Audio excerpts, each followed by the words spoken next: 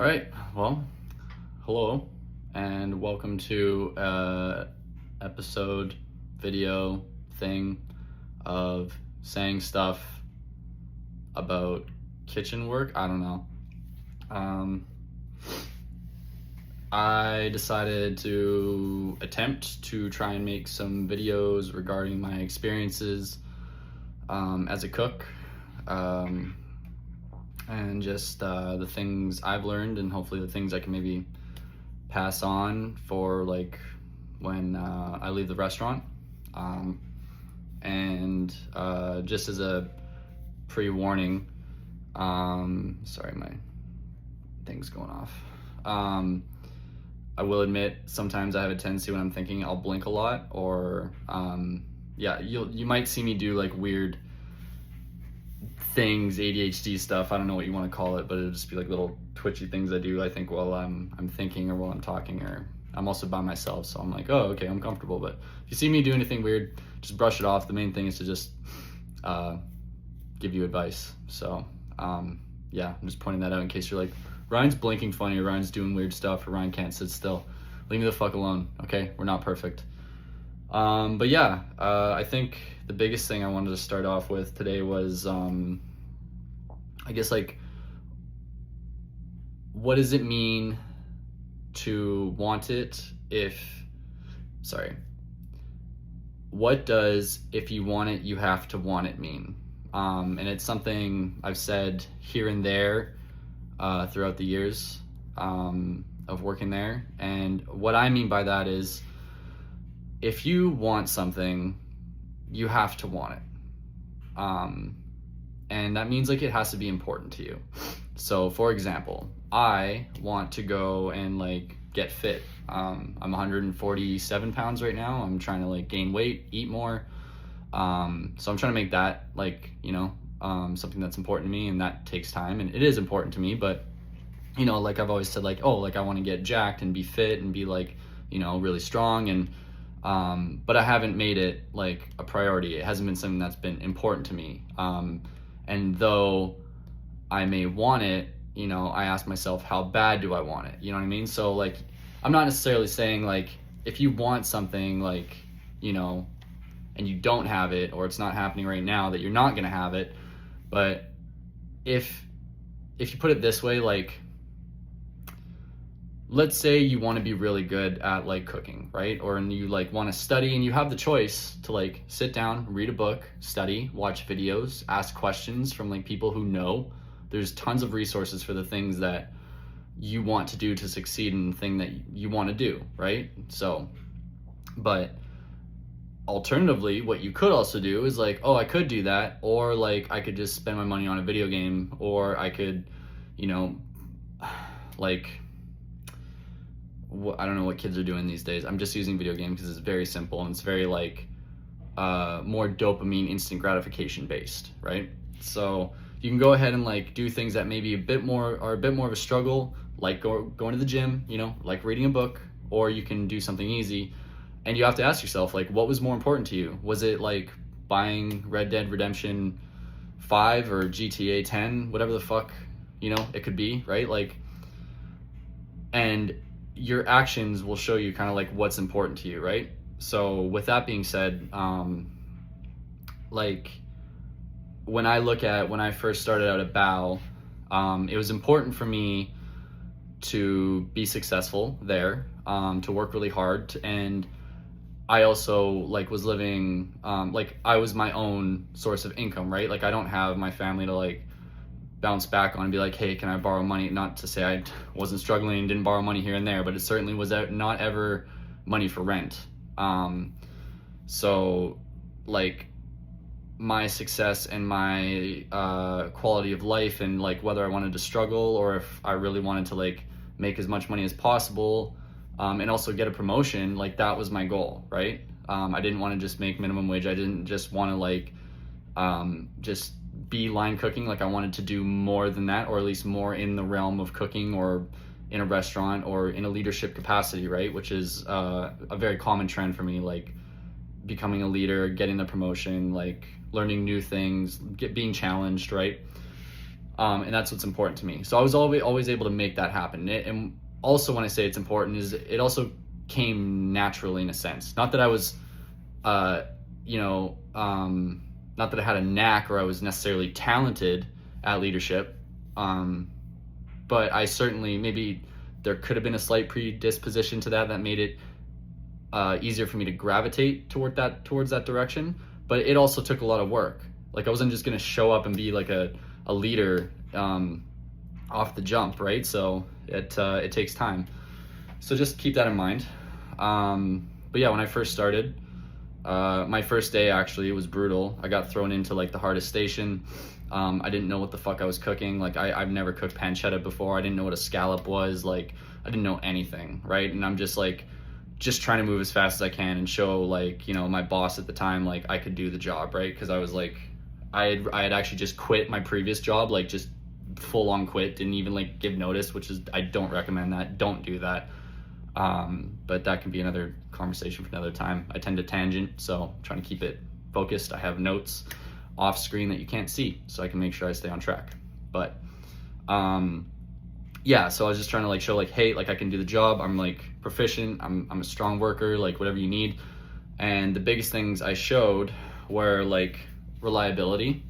That's a big one. Employers like want to see like that you're reliable. If they need you to come in, you come in. Like, you basically, like, you do sacrifice things in the path of finding success, right? And I think that's, I think for me personally, my view is that I think that's a given. You know, like, you're gonna have to sacrifice time. You're gonna have to sacrifice doing the things that are a lot easier to do, like video games. You're gonna have to sacrifice, like, you know, spending time with your friends, or for me, it was even family. Like, I chose to prioritize my job over like being there for birthdays and family events, and that was my own decision. Was it the right one?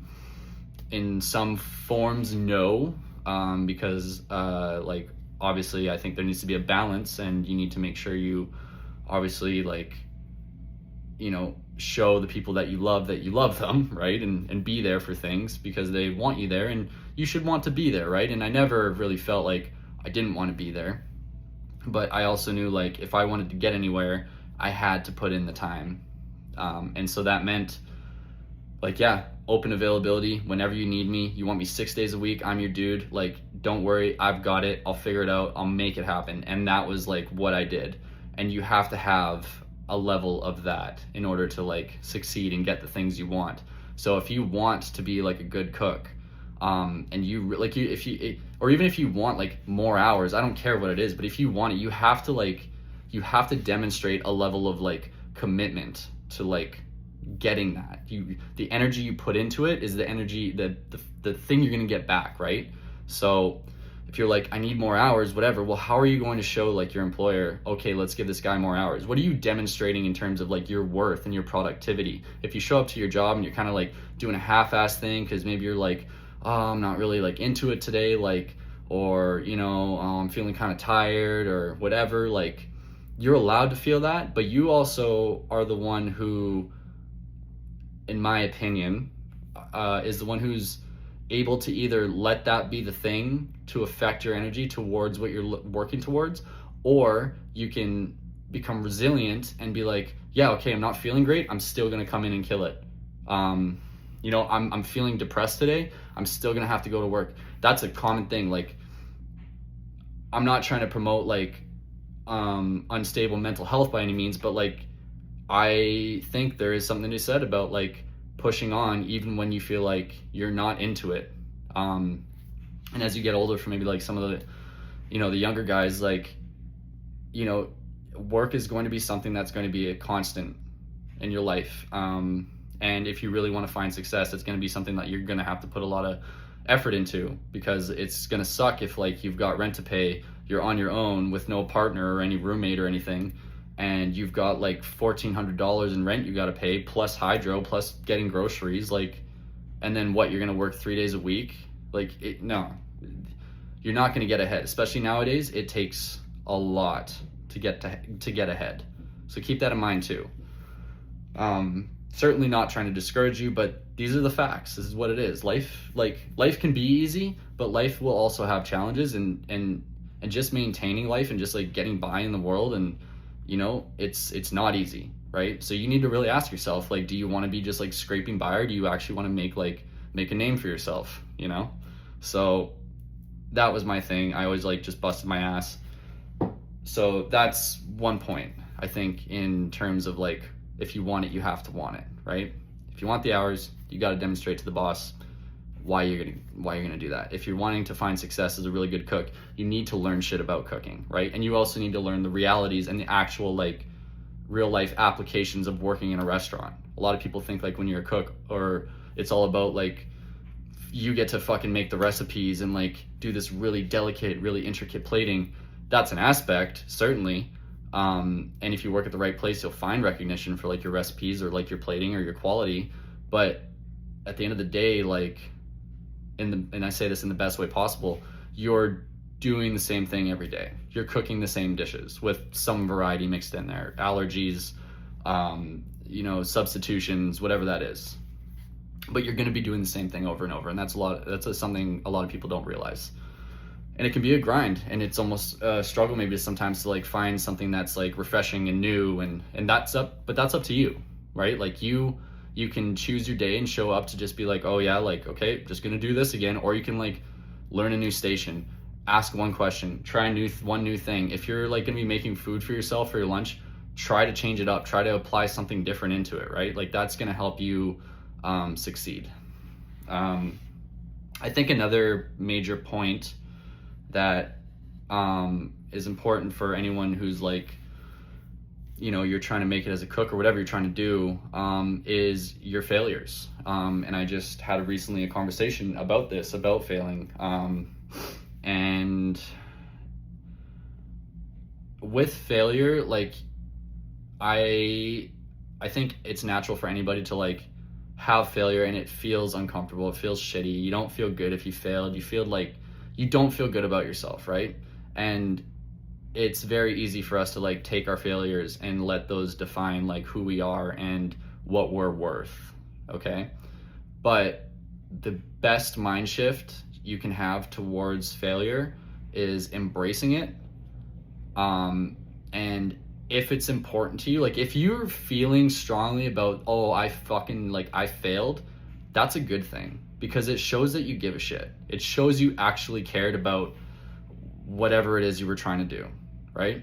If you failed and you're like, oh, whatever, like you didn't, there's people, you'll work with people all over the place at different jobs where they could fuck up and they just don't seem to care. It's no stress on them, right? And that says something.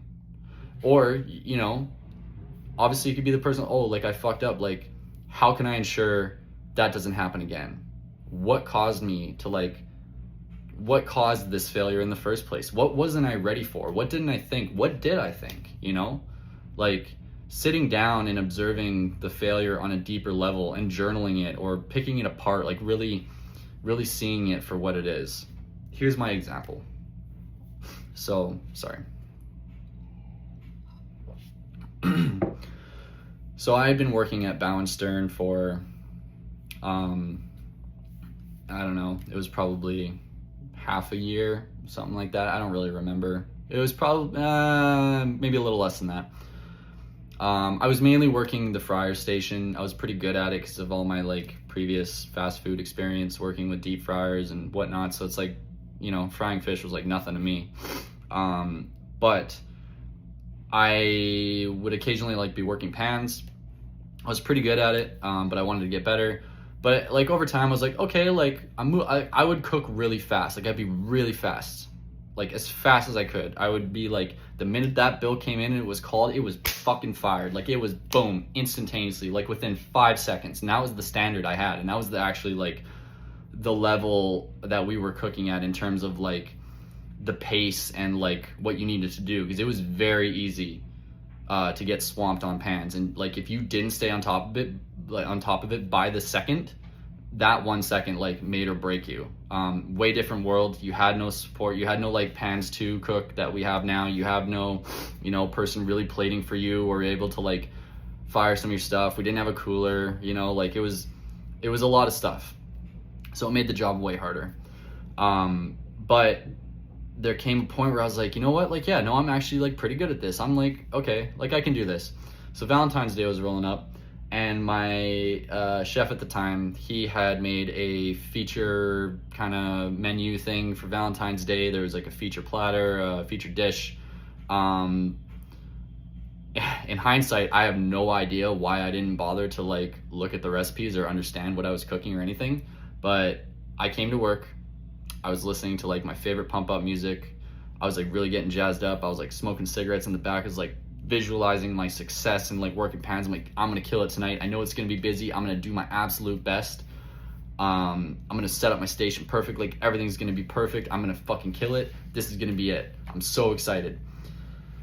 Okay, well, fast forward to the end of my shift, and I was in utter depression and despair. I got not just crushed, but I got absolutely demolished. I can't even begin to like explain like the level of screwed that I was on that night.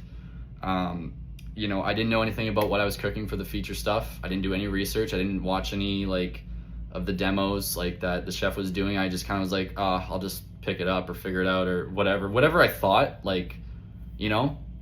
And I got swamped. I wasn't firing like all the fryer, or not fryers, the burners. I didn't have all of those going. I wasn't using everything that I had at my disposal. The oven, the salamander when it still worked, the grill, like wherever I could put a pan, I wasn't doing. I was only using like 3 or 4 burners, right? Which is, you know, once you get good at pans, you typically have to have them all going, right? So I was just getting demolished, couldn't keep up. My head chef was like losing his shit on me because I was just screwed. There was miscommunications, things were just getting backed up. And I remember going home and just like dwelling on it and thinking about, okay, and that like I was just crushed. And I was like so I started picking it apart, and I was like, okay, where did I go wrong, right? I obviously wasn't prepared for like the new stuff. I didn't do any research. I didn't do my due diligence to understand it. I never challenged myself to like try and use more than 3 or 4 burners. So like that was another thing, and I needed to know, okay, I need to know how to do that. I needed to be able to communicate a little bit more about what my needs were, or where I was at, or if I needed help or whatever it was. And I just looked at everything. I looked at every last detail. So then what ended up happening is like, okay, I need to get better at this. So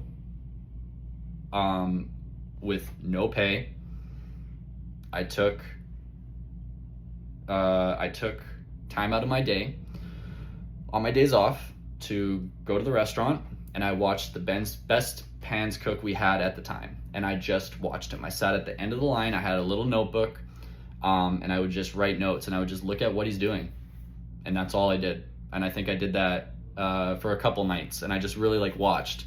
And it was funny because I actually didn't really discover much different from when I was cooking from what he was cooking. However, I did find he was not, I felt like he wasn't moving fast, but he was still able to like be consistent and just like get the food out at a reasonable pace. He wasn't stressed out. I mean, I'm sure to some degree he was probably annoyed or stressed out or whatever the fuck, but like it wasn't nearly as much as like I would feel. Like I would feel like a big pressure to like get food out as fast as possible, right? But he was just chill, collected, things were just moving out, everything looked good.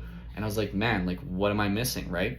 So you know, and I just kept like learning and like challenging myself. Okay, I need to like fire more burners. I need to be able to like multitask more. I need to be able to like keep the quality. And then eventually, after like all those trial and errors, I finally got to a point where I was like, okay, like I'm actually good at this. And but that took time. But the big thing is I wanted that. Like I didn't just go home think, oh, like I screwed up, I'm never gonna get better, or I'm never gonna be able to you know, get where I want to be. I was like, no, like I'm willing to put in the effort and the time to make this change and develop myself because it was important to me, right? And yeah, taking time out of my day off, that sucked. You know, I could have been at home doing the easy stuff like playing video games like I said before, or hanging out with my friends, but I was like, nope, this is what's going to get me to where I need to be. And then I think after a short, like not too long after, you know, me applying myself a bit more, like I eventually got a promotion into a sous chef. At one point I was running that whole kitchen by myself while other management was on vacation, and that was a whole other story for another time. But yeah, I don't think I would have gotten that promotion or gotten anywhere if it wasn't for understanding like that, what that failure brought and what I could do in my power to like be able to like change where I was at and improve. And I think that's the biggest thing, is just understanding like you're gonna fail and it's up to you to decide how you're gonna proceed after that. Are you gonna let it defeat you, or are you gonna be like, nope, I can do better, I'm gonna be better, how do I get better? And you literally have to like look at every avenue in order to get better, right?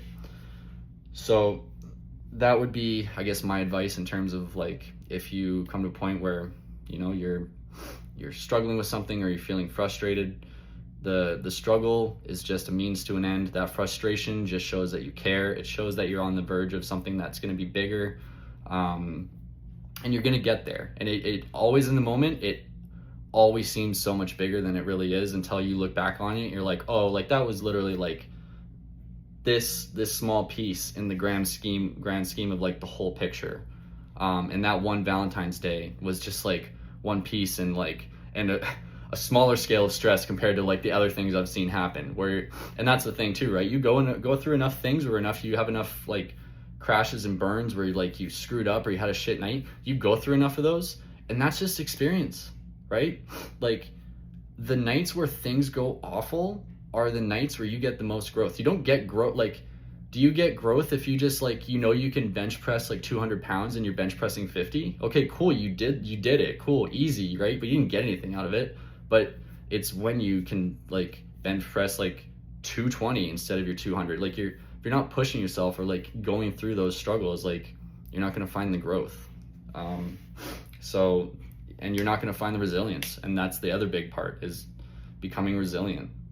And that ties back into like, you know, something like hours, or getting like what you're looking for out of like a job, is like being able to be reliable, being resilient, like choosing to show up, choosing to put your best foot forward, even if you're like at 40%, you know, you don't have to necessarily, your 100% that you put in every single day isn't going to be the same 100%. You're going to have days where you're at your absolute optimal and you gave it your 100% then, or you could be at a day where you're like not feeling it at all and you still manage to give it what your 100% was for that day. But that's, yeah, that would be my take on what it means to, if you want it, you have to want it, and like really sit on that and really think about what you want.